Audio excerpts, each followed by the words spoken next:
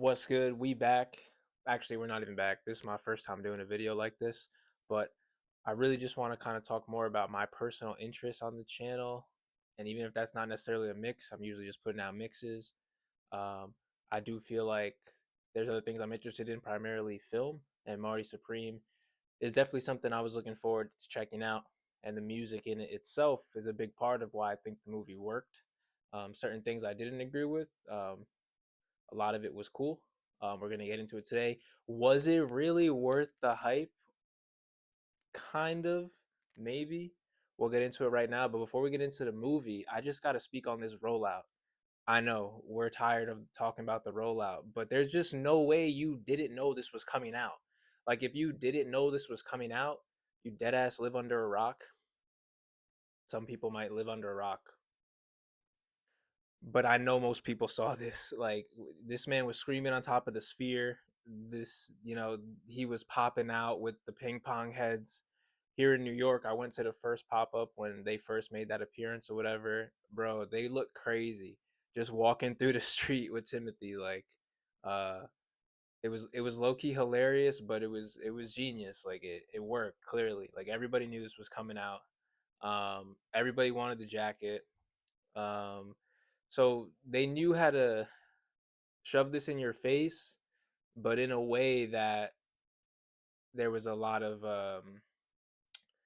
there was a lot of moving parts that kind of came together to create the whole, like the big orange just square all over the place. It had a theme, right? Like it was cohesive, and I think that's what made the marketing so powerful for this. And going forward, you know, maybe we'll see more people try to do something like this. I don't know how you could exactly recreate this exact thing, but I guess it can show the importance of a rollout and a theme.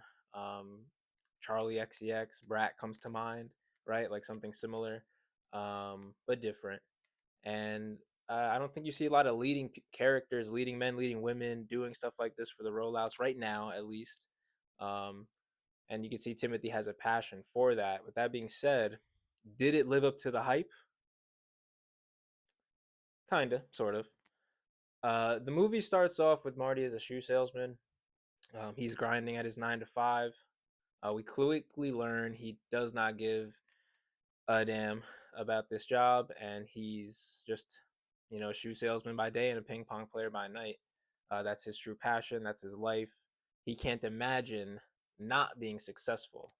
Um, it's interesting because this movie by Safdie obviously reminds me of Uncut Gems. Um, but they worked with Daniel on the score as well, and it felt similar but different. There's definitely some big comparisons to Adam Sandler's character Howard from Uncut Gems. I definitely got similar vibes in that they have talent and an ability, but they just have this tendency to screw everything up at the worst possible time, right when you feel like they're just about to accomplish something significant. Um, so instantly, I was reminded of that. Obviously, it's the same people making the movie, um, but I do think the score is more important in this movie than in Uncut Gems because it is hard to make ping pong super exciting. People aren't naturally turning on ESPN and watching ping pong like on Friday night, right? So the music was a big part in the pacing for me of the film, and I think Daniel came with his signature sound with the synths and whatnot. But I do think it was different. It wasn't just the uncut score, again, from Uncut Gems. So big ups on the score. It was my favorite part of the movie. I usually like to listen to scores. People think it's funny when those be in my Spotify wrap at the end of the year, but like, yo, sometimes a score puts you in that zone, like something like Dune or this. It's really just a vibe, just to listen to. If you're not trying to be too hype, if you're just at work chilling and you want to listen to something, like, I like that vibe. And for this movie, I thought it fit for the pacing, the rallies, and the ping pong. You could tell Safdie really genuinely is into ping pong. Like those points were hella realistic. As someone who plays ping pong and is pretty decent and also plays tennis, uh, you could see the showmanship in Marty, particularly in the semifinal match, a la Nick Kyrgios.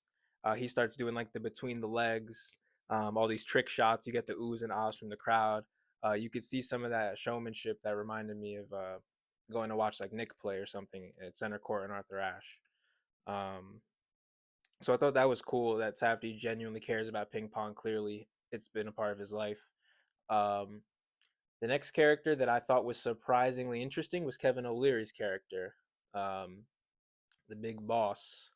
Um, I think I think he just plays himself, right? But he does it in a way that is interesting. Like he makes Mr. Rockwell like you start hating him as the movie goes on. He's not the most likable guy, but Marty needs him, and Marty's willing to do whatever it takes to to get to the match, right? And Rockwell is that resource, and obviously has a jet and all that kind of stuff. So Marty is manipulative in the sense that he will get what he needs to out of people, and I think that Timothy shines in this role, um, in a way that's a bit different than his other ones. I've been watching him over the years now, and there's times where I feel like he doesn't convey maybe like aggressive emotion super convincingly, but there's that's not his thing. I feel he can really tap into his like somber emotions, and you really feel it when he's going through it on the screen and gets emotional. And obviously he can cry with some of the best from Call Me by Your Name. We all saw that. um but he has an ability to be charismatic, and it's almost like every time he plays a character, a little bit of that character is just him. Like it just comes with it. Like what Marty is has like a little Chalamet charisma in him, and he'll be really endearing on the phone when he's talking to Kay, when the Paltrow's character, and you see the charisma when he's trying to riz her on the phone. Like it's palpable. You feel it through the screen, and I've heard directors talk about that's not something you can really teach, and that's kind of what he brings to the table. Um, Whereas I think someone like an Austin Butler may be a better actor, but there's just a certain it factor that Timothy brings that um, kind of brings his characters to life. Um, Even if it's not the most like technically amazing performance, whatever that means, right? Like maybe he's not super convincing all the time, but he does have an ability to bring characters to life, and that's why I always like to watch his movies, and he picks great movies. Um,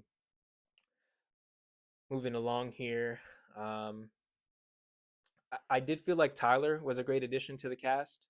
Um, I think I would have liked to see a little more of him, but it was cool that he was in the movie to begin with while doing a tour and filming at 4 a.m. and stuff like that. Um, he was just himself, but it didn't feel like acting. Like you can throw Tyler in a film and he's literally gonna hold his own. Like he's gonna be funny, right?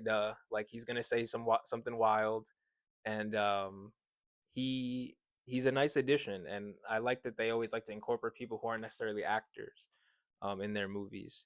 I think it's a fun touch. It's not easy to get across.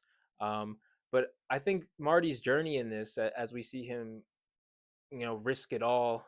He's working as a shoe salesman. He decides to leave and go for it, catch a flight to go overseas to compete in this tournament.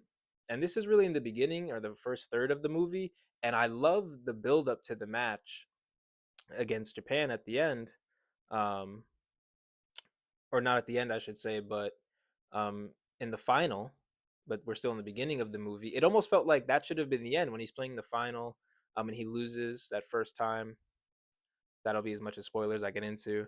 But when he loses that match in the beginning, in the final, you feel like, oh, like that was built up so well. I was so engaged. That almost felt like that could have been the match at the end instead of the match they ended up ending with. And we won't get into a bunch of spoilers with how that ended.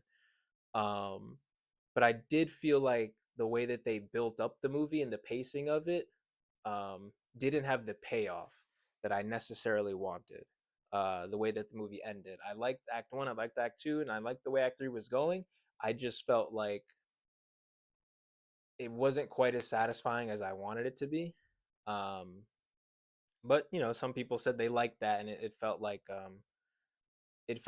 it was just he was going to change as a person and maybe not just be the ping pong guy forever. Maybe it was a coming of age moment for him. Maybe he's growing into adulthood, and that's what we see towards the end of the movie. And he's like learning to cope with that and what that means. So there's a lot of different ways you can take it. I don't know if you have to interpret it as one way. Um, And I thought that there was something that stuck out for me that was just a little bit personal. I won't get too into it, but when uh, Marty takes that necklace off of Kay's neck when they're together, and he ends up returning it and trying to return it. And I don't know if anyone's ever gone through that where something's been taken from you and then someone gives it back to you, but it's an uncomfortable feeling. And something I just recently went through, so it just that scene hit home because you can kind of see her be like, really, So upon watching it a second time, I just went to watch it again today. That obviously hit different than the first time when I saw it, because that just happened. Um, the rematch between Marty and Endo, I liked it. I liked the pacing of the scenes. That shot that Timothy hits towards one of the end of the match where he kind of like slides across. I believe he's down match point, and he just kind of flicks the ball and it rolls across the table. I thought that was incredible. I thought they made the shots like super realistic. Um, and I really, really appreciated that it kind of had that old school look, being shot on mostly film.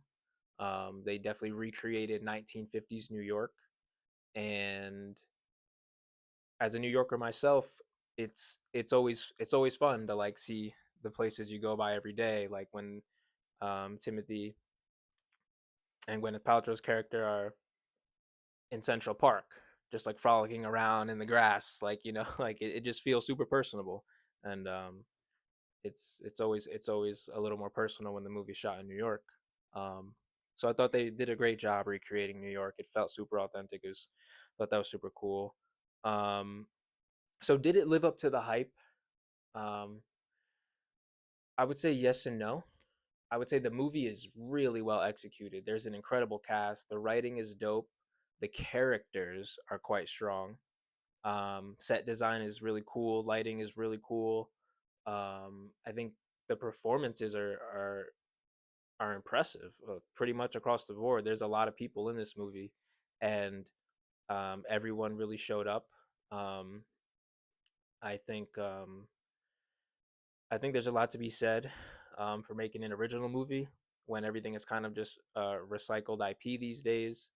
Um, they definitely are original, that crew over there. And I always look forward to when they're coming out with something new in terms of like Safdie and Chalamet or anyone from that team does something. I thought Odessa was great in this as well, super convincing.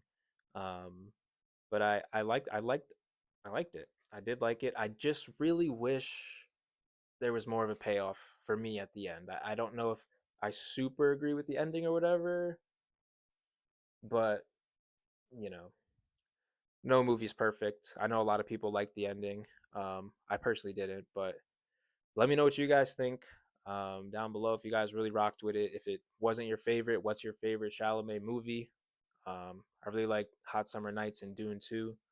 Um, but let me know what you guys like. Um, look forward to some new stuff coming out, and if something dope comes out like this movie, this channel won't just be music mixes. It'll just pretty much be me covering anything culturally dope that I like, and I like to keep up with the stuff Timothy's doing. So if he puts out a movie or something similar in that kind of world from the production, I'll be speaking my mind on it, let people know what I think, and appreciate anyone who tapped in. And I'll catch you guys in the next one.